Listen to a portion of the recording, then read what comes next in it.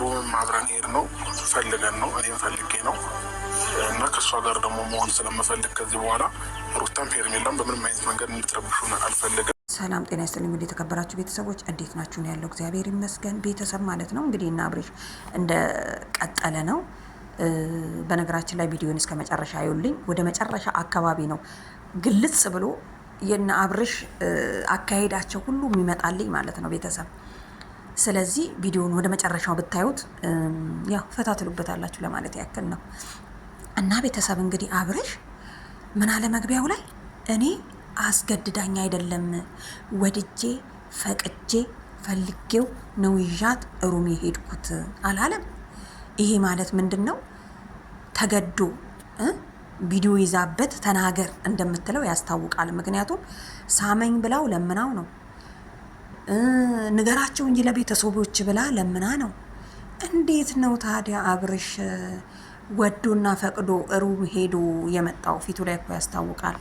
ወይኔ ፍቅር ሩታ አንቺ አይመለከትሽም። ድሮ ቢሆን ነበረ የሚመለከትሽ። ምክንያቱም አሁን በዚህን ሰዓት የሄርሜላ ነው መናደድም መበሳጨትም ምንም ማለት የምትችለው ሄርሜላና ሄርሜላ ብቻ ናት እንጂ ሩታ ምን አገባሽ? በዚህን ሰዓት ትንሽ ያስቀየምኩሽ እዛ ስታገኝኝ ሳልነግርሽ ስለሆነ ብቻ ልትቀየሚ ትችያለሽ ብላለች ፍቅር ማለት ነው። ኧረ ፍቅር ሩታ እንግዲህ መልስ ሰጥታታለች ቤተሰብ ማለት ነው። ምንድን ያለቻት? እኔ ሁሉም ነገር ሳይሆን አንቺን ማመኔ ነው በጣም ያናደደኝ በጣም የደበረኝ። ምክንያቱም ጓደኛ መስለሽኝ ነግሬሽ ያንቺ ህይወት እንዲያምር ያንቺ ህይወት ምርጥ እንዲሆን ሄርሜላን ከግሩፓችን እናስወጣና ላንቺ ያረግሻለሁ ያልሽ ነገር ብቻ ነው ያናደደኝ እንጂ የአብርሽ ነገር የተለመደ ነው። በሴት ላይ ሴት መደረብ ለኔ ቁም ነገር አይደለም ብላለች ሩታ። እንግዲህ ያው እንዳያችሁት ነው ሄርሜላን እየጠበቁ ነበረ። ሄርሜላ እንግዲህ መታለች ወገቧን አስራ ማለት ነው። መታ ምን ያለች ደግሞ የሚለውን አብረን ነው የምናየው።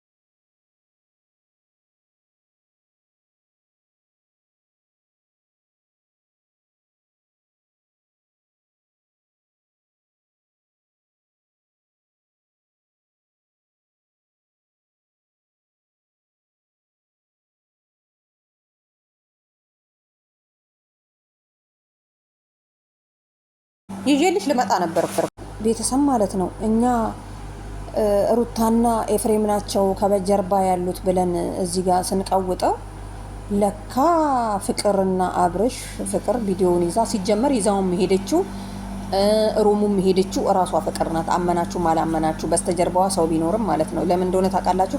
አብርሻውን አስገድዳው ነው በግድ የማታናግረው። በግድ በል እንጂ ንገራቸው እንጂ ለምን ዝም ትላለህ? አይን አይኔን እያየህ አውራ፣ ሳመኝ፣ እቀፈኝ ምናምን። አስቡት፣ ይሄ ሁሉ አብርሽ ከትላንትና ጀምሮ ያለበት ሁኔታ እስር ቤት ውስጥ ነው የገባው። እንግዲህ ፈጣሪ ይፍታክ። እንግዲህ ምን እናረጋለን እኛ? በምንረዳው መንገድ እንረዳ ነበረ ብንችል ማለት ነው። እና አብርሽ እንግዲህ ወደ በፊቱ እንትን ሊመለስ ነው ማለት ነው አሁን ያለበት ሁኔታ።